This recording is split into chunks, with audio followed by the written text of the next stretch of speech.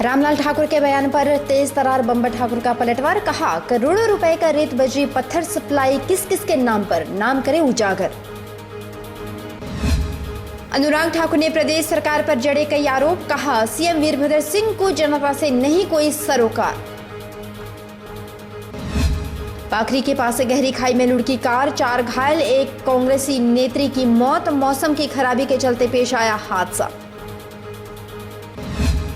और सुंदरनगर में दिल्ली से मनाली जा रही कार गिरी खड्ड में, 5 घायल, 9 माह की बानी का बाल भी बांका नहीं हुआ, पीजीआई रेफर। नमस्कार, स्वागत है आपका HP 24/7 में। मैं हूं आपके साथ परी शर्मा और शुरुआत करते हैं बिलासपुर से। बिलासपुर जिला में कांग्रेस पार्टी के 2 प्रमुख नेताओं 20 सूत्रीय कार्यक्रम क्रियान्वयन समिति के राज्य अध्यक्ष, कांग्रेस पार्टी के राज्य महामंत्री रामलाल ठाकुर और बिलासपुर सदर के युवा एवं तेज तर्रार विधायक बम्बर ठाकुर के बीच निरंतर बढ़ रही आंतरिक कलह के परिणाम स्वरूप दोनों ही ओर से आरोप प्रत्यारोपों की झड़ी सारे जिला भर में चर्चा का विषय बन गई। पिछले दिन रामलाल ठाकुर ने सरेआम बम्बर ठाकुर का नाम लेते हुए उन पर कथित अवैध खैर कटान और खनन के मामलों को लेकर 200 करोड़ रुपए का कथित घोटाला करने का आरोप जड़ा था। एक रिपोर्ट। इस वार्ता में कुछ कागजों को लहराते हुए यह भी दावा किया गया था कि इन घोटालों के यह सब दस्तावेजी प्रमाण उनके पास है। हालांकि पत्रकारों के मांगने पर उन्होंने इन तथा कथित प्रमाणों अथवा दस्तावेजों की प्रतियां उन्हें उपलब्ध नहीं करवाई। अगर बिलासपुर में है तो केवल मात्र बम्बर ठाकुर हैं। रामलाल ठाकुर जो है वो रणधीर शर्मा से भी मिले हुए हैं। रामलाल ठाकुर जो है वो सुरेश चंदेल से भी मिले हुए हैं। और एक ही आदमी है जो आज लड़ रहा है। शुक्र है उसने जो हमारे CPA साहब है उनका नाम ने हमारे साथ जोड़ दिया, क्योंकि पहले वो उनका। उधर तेज तर्रार विधायक बम्बर ठाकुर ने भी ठाकुर रामलाल पर पलटवार करते हुए कहा कि वह रामलाल ठाकुर से यह पूछना चाहेंगे कि वे अवश्य बताएं कि करोड़ों रुपए का रेत बजरी व पत्थर सप्लाई और सड़क कटान का काम किस किस के नाम पर है। बम्बर ठाकुर ने कहा कि वे 4 लेन के इस सारे घोटाले की भी उच्च स्तरीय CBI जांच की मांग करते हैं, ताकि रामलाल ठाकुर और उनके संबंधियों व निकटवर्ती लोगों की संदिग्ध भूमिका से भी पर्दा उठा सके और यह भी पता लगा सके कि 4 लेन को उन्होंने कितना माल सप्लाई किया और कितना कार्य किया और उस सब का सरकारों को कितना टैक्स अदा किया, ताकि रामलाल ठाकुर द्वारा रचे जा रहे षड्यंत्रों पर वह पूरी तरह से पर्दा उठा सके। भोगियों का काम उसका है, रोड़ी ओल आ रहा है, बजरी ओल आ रहा है, उसका टैक्स यदि उसने नहीं दिया तो उसकी इंक्वायरी कराओ, आप CBI से इंक्वायरी कराओ, हाई कोर्ट के जज से इंक्वायरी कराओ। लेकिन ये खैर का जो बेतहासा कटान जो नैना देवी के क्षेत्र के अंदर हुआ, कोठीपुरा के अंदर जो हुआ, जो आरोप मैंने 3-4 दिन पहले लगाए दोनों पार्टियों के, इनके ऊपर भी और भारतीय जनता पार्टी के नेता के ऊपर भी, कि उनके दोनों की मिली भगत से जो है सारे के सारे जंगल साफ हो गए, उसका ध्यान बांटने के लिए इन्होंने ये टैक्स की बात की है। तो माननीय ठाकुर साहब, आपके पुत्र के नाम से 15-20 वर्षों से 200 से ज्यादा बोगियां चल रही हैं, जो 9 टन का टैक्स देती हैं। आप 40-40 टन माल ढोकर के कीर्तपुर ले जा रहे हैं, अम्बाड़ा ले जा रहे हैं, उसका टैक्स नहीं आपने दिया। अब 200 करोड़ की बात, आपकी सूचना थोड़ी सही नहीं है। ये 200 करोड़ से ज्यादा हो सकती है, ये 500 करोड़ भी हो सकती है, 1000 करोड़ भी हो सकती है। मैं आपकी इस मांग से सहमत हूं। जो टैक्स चोरी हुआ है, जो M फॉर्म की चोरी कर रहे हैं, चाहे वो 4 लेन के अंदर हो चाहे बोगियों के अंदर हो, तो इसकी इंक्वायरी होनी चाहिए। वहीं श्री नैना देवी विधानसभा क्षेत्र के 1 दिवसीय दौरे के दौरान सांसद अनुराग ठाकुर ने जहां जमकर प्रदेश सरकार के खिलाफ अपनी भड़ास निकाली, वहीं सूबे के मुखिया पर कई आरोप भी जड़े। उन्होंने केंद्र सरकार का भी इस दौरान खूब बखान किया। अनुराग का 1 दिवसीय दौरे के दौरान ग्रामीण लोगों ने जोरदार स्वागत किया और एक काफिले के रूप में सैकड़ों बाइक सवारों ने सांसद अनुराग ठाकुर की अगुवाई की। वहीं सांसद अनुराग ठाकुर सर्वप्रथम ग्राम पंचायत कोड़ावाली में पहुंचे और वहां पर सामुदायिक केंद्र का लोकार्पण किया और फिर स्वर्ण ग्राम पंचायत में ग्रामीणों की समस्याएं सुनी। उनके साथ भाजपा प्रदेश उपाध्यक्ष विधायक रणधीर शर्मा भी मौजूद थे। ग्रामीणों ने जहां पर दिल खोलकर अपनी समस्याएं अपने सांसद और विधायक को बताई, वहीं अपने अपने संबोधन में अनुराग ठाकुर और रणधीर शर्मा ने कांग्रेस सरकार पर जमकर प्रहार किए। कुछ मदद की थी तो उस पर वो गटका वगैरह झुका है अब उसको पक्का करने का है। यदि उसके लिए भी कुछ मिल जाए तो इन लोगों का कल्याण हो जाए। एक हमारे गांव के लिए अलग ही है, उस गांव के लिए ना सड़क है तो क्या पैदल चलने के लिए भी रास्ता नहीं है। सांसद अनुराग ठाकुर ने जनसभा को संबोधित करते हुए कहा कि कांग्रेस सरकार ने देश का ये हाल किया है। जो भारतवर्ष सोने की चिड़िया कहलाता था वो पिछले कुछ वर्षों तक सोनिया की चिड़िया कहलाता रहा, लेकिन प्रधानमंत्री नरेंद्र मोदी के नेतृत्व में अब देश लगातार उन्नति के पथ पर अग्रसर है और अब वह दिन दूर नहीं है जब फिर से भारतवर्ष को सोने की चिड़िया कहा जाएगा। ये आज नहीं, ये पिछले 70 सालों से करते चले आ रहे हैं। नेहरू जी से लेकर राजीव गांधी तक, इंदिरा जी से लेकर सोनिया गांधी तक, इन्होंने केवल देश के खजाने को लूटकर खोखला किया है देश को, और कुछ नहीं किया। जो देश कभी सोने की चिड़िया कहलाता था वो पिछले कुछ वर्षों तक सोनिया की चिड़िया कहलाता रहा। जबकि विधायक रणधीर शर्मा ने कहा कि प्रदेश सरकार को जनता की समस्या से कोई सरोकार नहीं है और प्रदेश की मुख्यमंत्री वीरभद्र सिंह जब भी श्री नैना देवी विधानसभा के दौरे पर आते हैं तो विधायक को स्टेज पर बोलने भी नहीं दिया जाता। परंतु इस सरकार को जनता का समस्याओं का समाधान करना तो दूर, समस्याओं का सुनने में भी रुचि नहीं। आपने देखा है जब भी मैं आता हूँ, किसी भी पंचायत में जाता हूँ, जो भी प्रधान चुना हुआ प्रतिनिधि आता है किसी भी पार्टी का, उसको हम बोलने का मौका दें, उसकी हम समस्याएं सुनते हैं। परंतु हमारे यहाँ मुख्यमंत्री आते हैं तो चुने हुए विधायक के नाते मुझे बोलने का मौका नहीं दिया। सबसे पहले हमारे ही गांव बसी में आए, जनसभा हुई, मैंने स्वागत भी किया, अभिनंदन भी किया, परंतु जब बोलने के लिए समय मांगा तो मना कर दिया। चलिए बात कर लेते हैं हादसों की। नेशनल हाईवे मंडी पठानकोट में द्रंग कस्बे के समीप पाखरी के पास मारुति कार लुढ़कने से उसमें सवार 4 लोग गंभीर रूप से घायल हो गए, जबकि एक महिला की मौके पर ही मौत हो गई।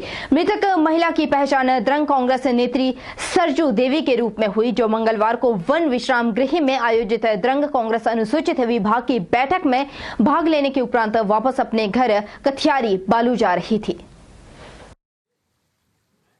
मंगलवार दोपहर करीब 3 बजे मारुति कार 800 नंबर HP 337050 में सवार 5 यात्री द्रंग में बैठक में हिस्सा लेने के उपरांत स्नोर वापस लौट रहे थे।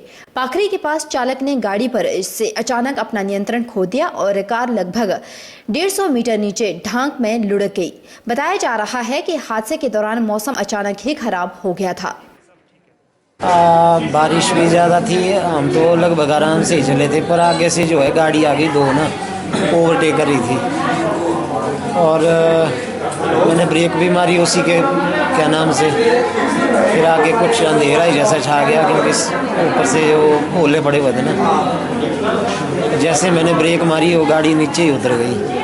हादसे के दौरान कार के पीछे निजी न्यू प्रेम बस भी चल रही थी। बस में सवार सेवा आशा संगठन द्रंग के सचिव कुलदीप सिंह बस को रोककर घटनास्थल पर सबसे पहले राहत कार्य के लिए पहुंचे। उन्होंने घटना की सूचना नजदीक के पुलिस थाना और रेस्ट हाउस में मौजूद कांग्रेस के कार्यकर्ताओं को दी।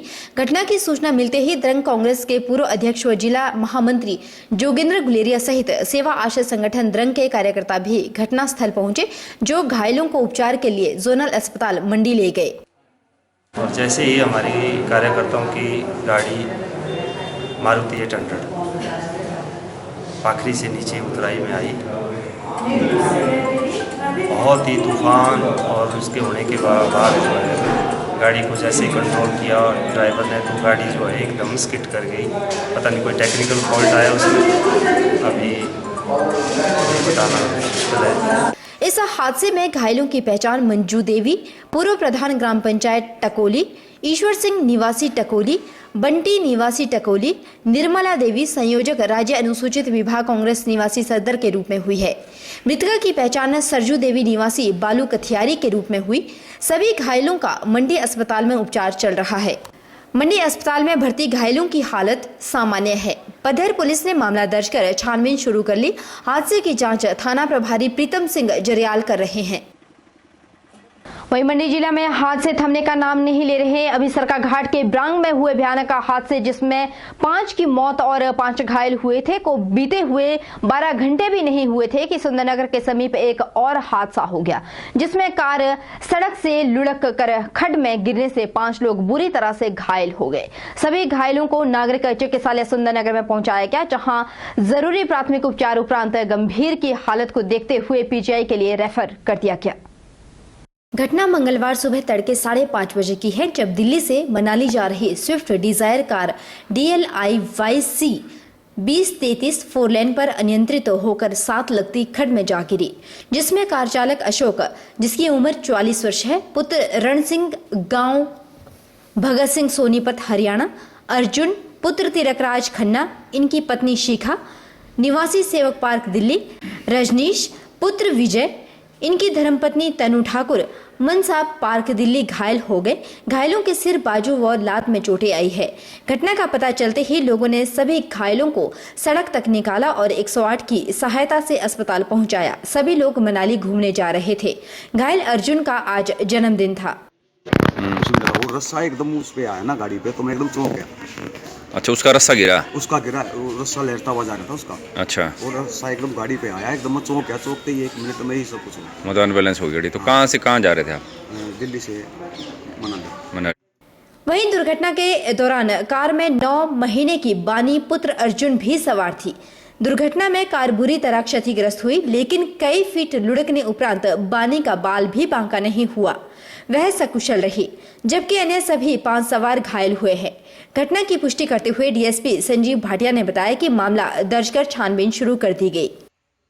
वहीं एक हादसा बिलासपुर के विश्वविख्यात शक्तिपीठ श्री नैना देवी में पंजाब रोडवेज की बस अनियंत्रित होकर सड़क में पलटी, यह भी सामने आया था, जिसमें एक श्रद्धालु घायल हो गया।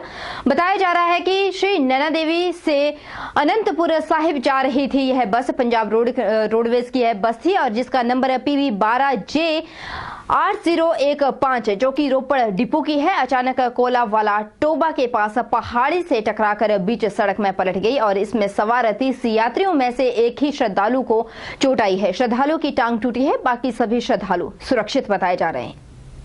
उधर पुलिस ने मौके पर पहुंचकर छानबीन शुरू कर दी और थाना कोट पुलिस में तैनात ASI रविंद्र कुमार ने बताया कि ड्राइवर से जब पूछा गया कि बस के पलटने का कारण, तो उन्होंने बताया कि बस की ब्रेक फेल हो गई थी। एक बड़ा हादसा होते होते बचा। ड्राइवर की होशियारी से बस को अंदर पहाड़ी से टकराया गया, जिससे बस सड़क पर ही पलट गई। अगर दूसरी तरफ बस जाती तो गहरी खाई में गिर जाती, जिससे जान माल का ज्यादा नुकसान होता। गंभीर रूप से घायल श्रद्धालु का नाम राजकुमार है और यूपी के आजमगढ़ का रहने वाला है। पुलिस ने स्थानीय लोगों की सहायता से श्रद्धालुओं को सीमावर्ती आनंदपुर साहिब हॉस्पिटल में एडमिट करवा दिया। हालांकि थाना कोर्ट प्रभारी बलवीर सिंह ने बताया कि बस में सवार सभी श्रद्धालु सुरक्षित है और बस के ड्राइवर का मेडिकल करवाया जा रहा है और घटना की पूरी छानबीन की जा रही है। वक्त एक छोटे से ब्रेक के उस पर आपको बताएंगे कि कहां पर की गई जिला स्तरीय कार्यकारिणी महिला पत्रकार संघ की बैठक का आयोजन।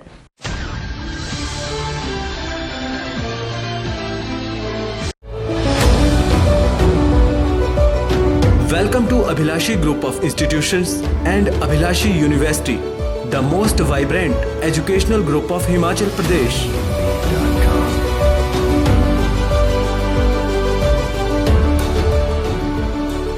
Abhilashi Group gives an opportunity to all its students for better learning.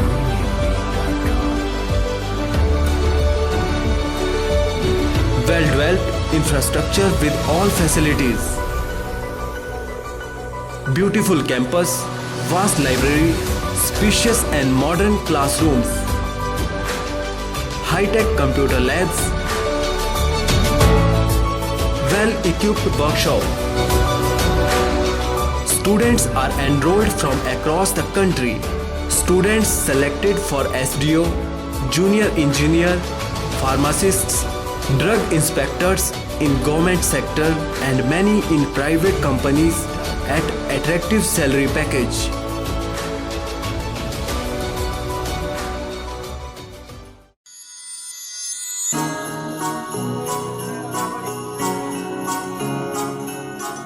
Vrinda jewellers, सोने व चांदी में एक विश्वसनीय स्थान। यहाँ आपको मिलेंगे 23 कैरेट व हॉलमार्क के शुद्ध गहने।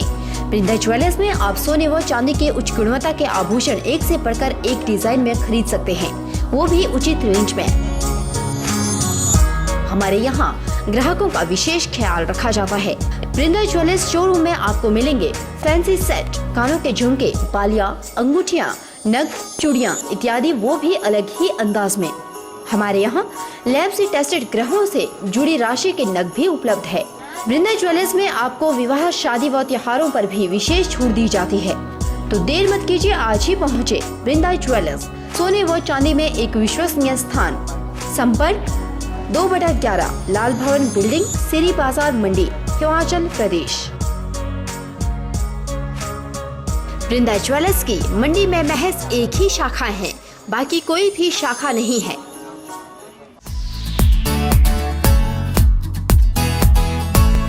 यूएस एग्री सीड्स के हाइब्रिड धान बीज लेकर आए हैं आपके लिए US 323 व US 312 किस्म का बीज, जिसमें शामिल है मध्यम व कम अवधि में पकने वाली किस्में, खाने में बेहद स्वादिष्ट। हिमाचल प्रदेश की जलवायु के अनुकूल US 323 व US 312 किस्म हिमाचल प्रदेश कृषि विश्वविद्यालय पालमपुर द्वारा प्रमाणित बीज। खेती ऐसी लहराएं जो US एग्री सीड के हाइब्रिड धान बीज लगाए। तो भूल न जाना उच्च गुणवत्ता के US एग्री सीड के US 323 व US 312 धान बीज ही लाना। थोक व परचून के लिए संपर्क करें K D seed house, BBMB colony, Sundernagar, जिला मंडी, हिमाचल प्रदेश।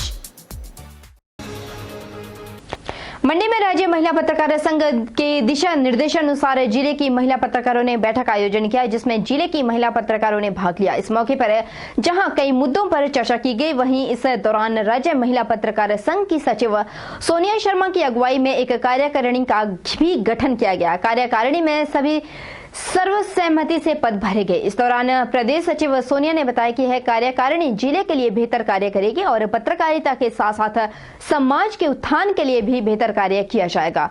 किसे कौन कौन सा पद संभाला है और कौन सा पद मिला है, आइए सुनते हैं।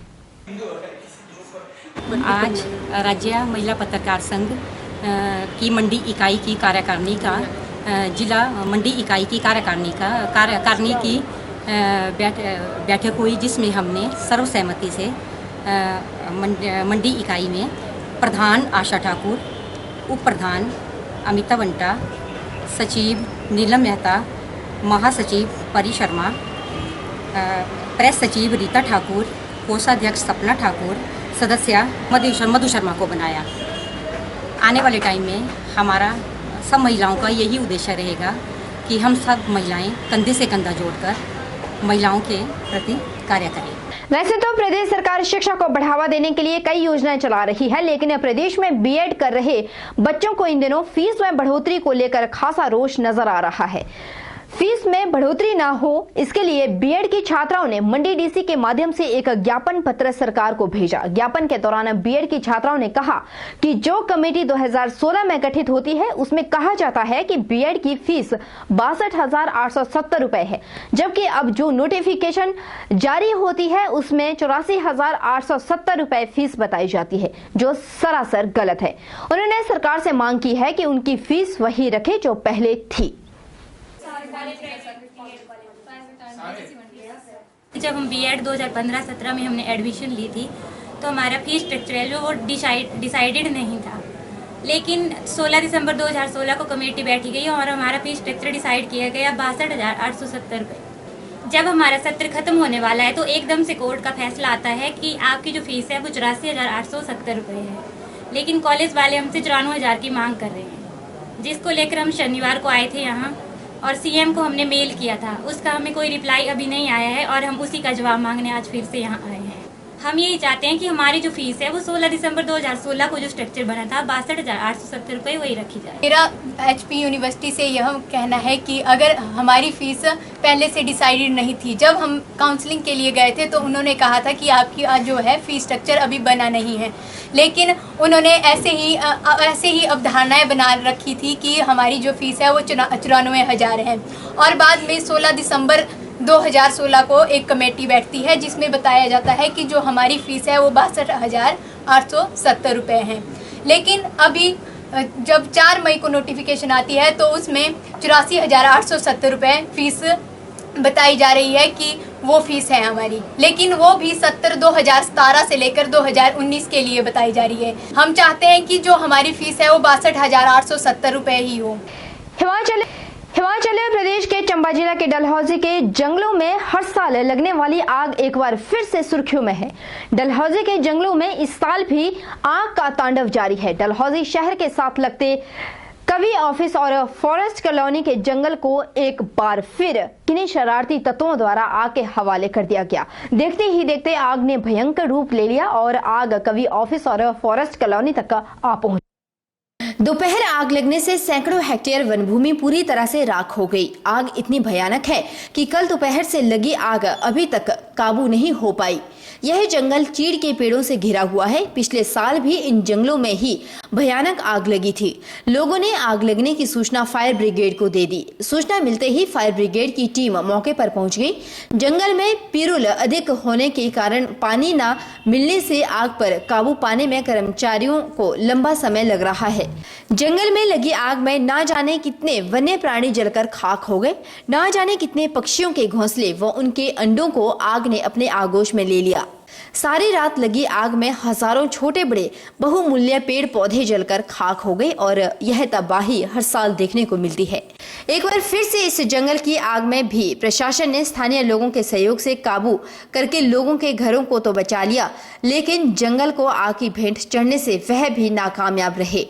लेकिन दुख इस बात का है कि ना तो इस बात का अफसोस वन विभाग को है और ना ही फॉरेस्ट गार्ड के जवानों को, जो दर्जनों की संख्या में वनों व वन्य प्राणियों की रक्षा के लिए तैनात किए गए हैं। उधर आग बुझाने आए फायर ब्रिगेड के फायरमैन ने कहा कि जानकारी मिलते ही वह आग बुझाने आ गए। यहाँ बड़ी गाड़ी नहीं आ सकती थी, इसलिए छोटी गाड़ी लेकर ही आए और फॉरेस्ट कॉलोनी को म्युनिसिपल कमेटी के कर्मचारियों के साथ मिलकर फायर विंटर बनाकर आग से बचा लिया। लेकिन यहाँ पानी की कमी है, जिसकी वजह से जंगल में आग बुझाना मुश्किल हो रहा है।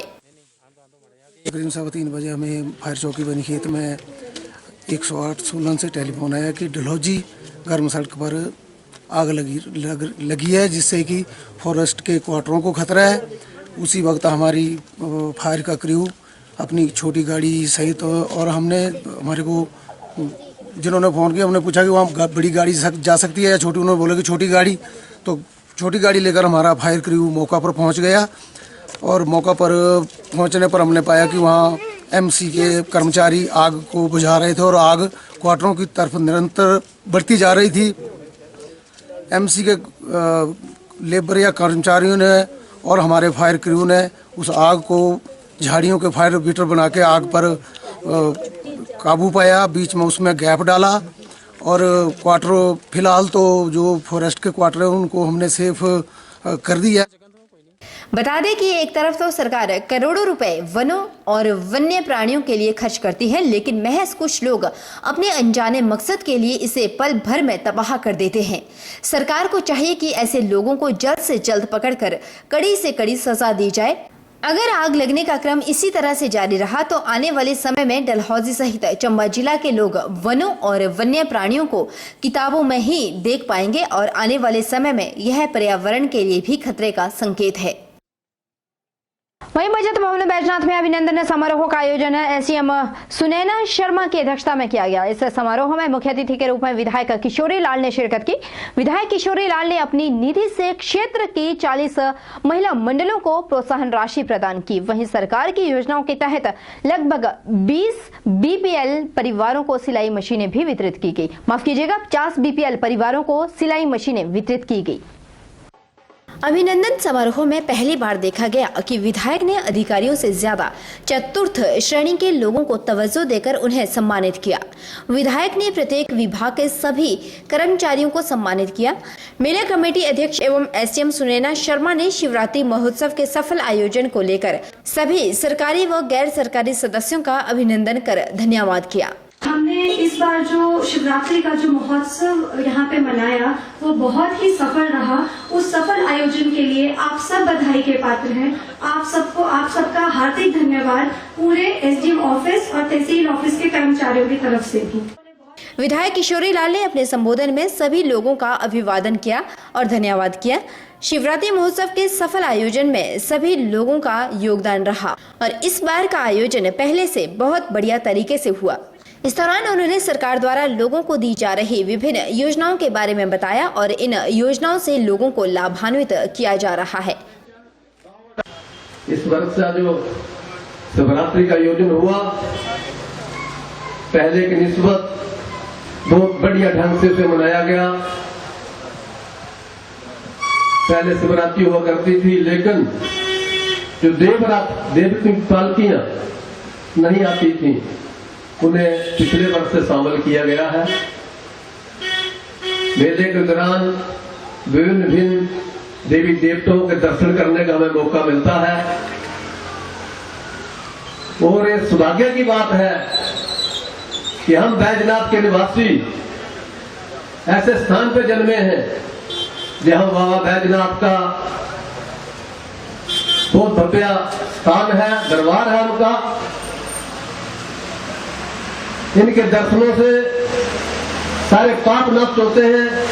वक्त एक छोटे से ब्रेक के उस पार आपको बताएंगे कि कहां पर एनडीआरएफ की बटालियन ने लोगों को किया जागरूक।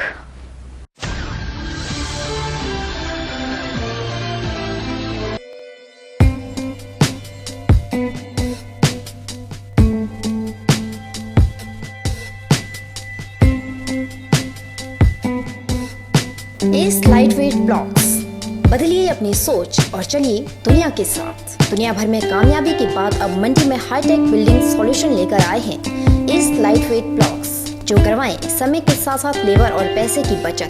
इसमें नहीं होती है रेत और सीमेंट मिलाने की जरूरत और ईंटों की तुलना में भी बिल्कुल सस्ता। पाइए कम ढुलाई खर्च और कम लेबर में बेहतर परिणाम। भवन निर्माण में आए तेजी, प्लस्तर के खर्च से मिले राहत। S lightweight blocks waterproof, fire resistant, earthquake resistant, sound proof, thermal insulator के गुणों के साथ ही हल्का होने के कारण बढ़ाए आपके भवन की उम्र। तो देर मत कीजिए, आज ही आइए और अपनाएं S lightweight blocks. Contact hitech building solution, Solighat Mandi HP near Amar guest house.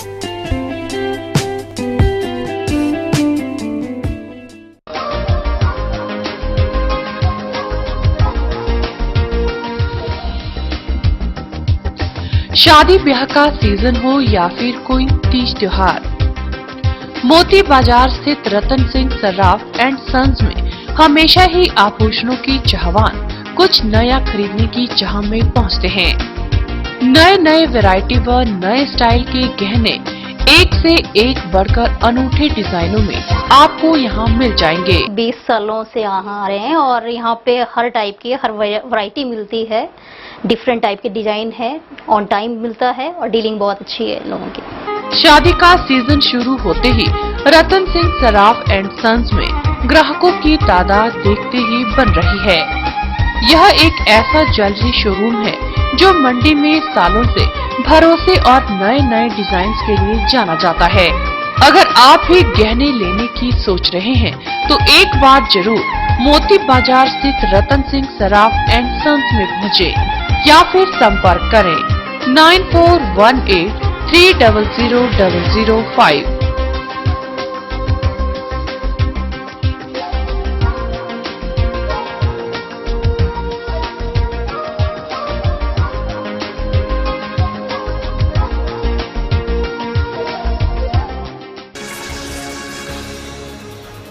जिला आपदा प्रबंधन प्राधिकरण के तत्वाधान में आज बॉयज स्कूल में राष्ट्रीय आपदा अनुक्रिया बल की 7वीं बटालियन द्वारा छात्रों को आपदा प्रबंधन के समय राहत एवं बचाव कार्यों के बारे में बताया गया। यह जानकारी स्कूल के प्रधानाचार्य परसराम सैनी ने साझा की। देश में कोई भी प्राकृतिक आपदा अगर आती है तो लोग डर जाते हैं और सहम जाते हैं, जिसकी वजह से अधिक नुकसान हो जाता है।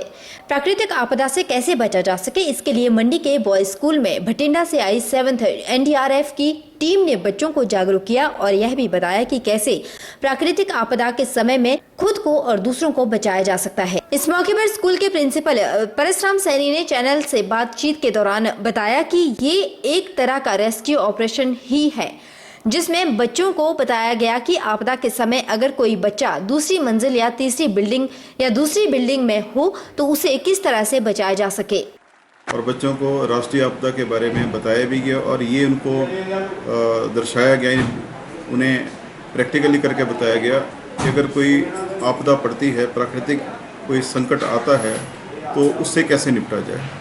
तो अगर बिल्डिंग में कोई बच्चा फंसा है तो उसको कैसे निकालना है, अगर ऊपरी फ्लोर पे कोई बच्चा है उसको नीचे कैसे उतारना है और कैसे बच्चे को फर्स्ट एड देनी है, और अगर कोई ऐसी घटना हो जाए तो कैसे बच्चे की ब्लीडिंग रोकनी है। इन सारे विषयों पर विस्तार पूर्वक चर्चा की गई और प्रैक्टिकली भी बच्चों को बताया गया कि इन चीज़ों से कैसे बचाव किया जा सकता है। स्कूल प्रिंसिपल ने इस मॉक ड्रिल के जरिए बच्चों को जागरूक करने के लिए बटालियन का धन्यवाद किया, वहीं उन्होंने जिला प्रशासन का भी धन्यवाद किया। इसमें हमारे विद्यालय के छात्रों के द्वारा और विद्यालय के स्टाफ के द्वारा पूर्ण सहयोग दिया गया, स्वयं भी प्रैक्टिकली इन्वॉल्व रहे और ये एक बहुत अच्छा प्रयास था। तो मैं 7th NDRF बठिंडा का अपनी तरफ से बहुत बहुत धन्यवाद करता हूँ कि इन्होंने इस विद्यालय में हमारे छात्रों को ये बहुमूल्य ज्ञान दिया। मैं जिला प्रशासन का भी धन्यवादी हूँ जिन्होंने इसके लिए हमारे विद्यालय को चुना। तो पुनः मैं इनका धन्यवाद करता हूँ और उम्मीद करता हूँ कि बच्चे इन चीज़ों को अपने घर में भी शेयर करेंगे ताकि कोई भी अगर संकट की घड़ी आती है तो बच्चे बता सकें घर में कि उसका बचाव कैसे करना है। बता दें कि राष्ट्रीय आपदा अनुक्रिया बल की 7वीं बटालियन द्वारा मंडी जिले के कई संस्थानों और स्कूलों में मॉक ड्रिल का आयोजन किया जा रहा है ताकि लोगों को जागरूक किया जा सके और आपदा के समय लोग खुद की रक्षा भी कर सके। बात हो रही है स्कूलों की, तो बात कर लेते हैं गर्ल्स स्कूल की भी। मंडी गर्ल्स स्कूल की छात्राओं ने बैजनाथ में आयोजित राज्य स्तरीय प्रतियोगिता में जहां अपना परचम लहराया, वहीं जूनियर चैंपियनशिप में गोल्ड मेडल और सीनियर प्रतियोगिता में सिल्वर मेडल हासिल किया। इस मौके पर पूरे स्कूल में खुशी का माहौल है। वहीं दोनों चैंपियनों ने लड़कियों को जागरूक करते हुए कराटे सीखने की सलाह दी। बैजनाथ टूर पे कराटे के स्टेट चैंपियनशिप में खेल रही थी। मैं वहाँ पे गई थी तो मुझे बहुत अच्छा लगा था और मेरी फाइट कांगड़ा डिस्ट्रिक्ट के साथ हुई थी जिसमें मेरा गोल्ड मेडल है। अभी कुछ दिन पहले हमारी स्टेट चैंपियनशिप बैजनाथ में हुई थी बचत भवन में, उसमें मुझे सिल्वर मेडल मिला। मेरा जो फाइनल कंपटीशन था वो एक शिमला की लड़की के साथ था। कंपटीशन बहुत ही टफ था लेकिन मैंने ट्राई भी करा बट मुझे फिर भी सिल्वर मिला।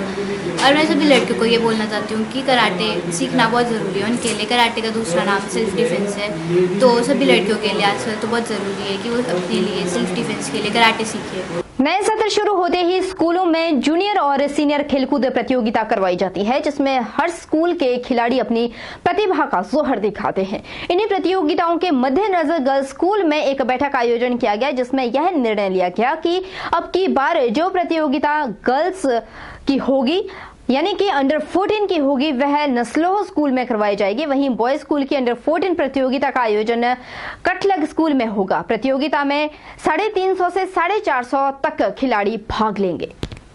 अंडर 14 कैटेगरी गर्ल्स के जो टूर्नामेंट हैं वो गवर्नमेंट सीनियर सेकेंडरी स्कूल नस्लोह में होना निश्चित हुए हैं और अंडर 14 कैटेगरी बॉयज़ में जो टूर्नामेंट होंगे, इस सदर जोन के जो टूर्नामेंट होंगे वो गवर्नमेंट सीनियर सेकेंडरी स्कूल कठलग में होंगे, ठीक है।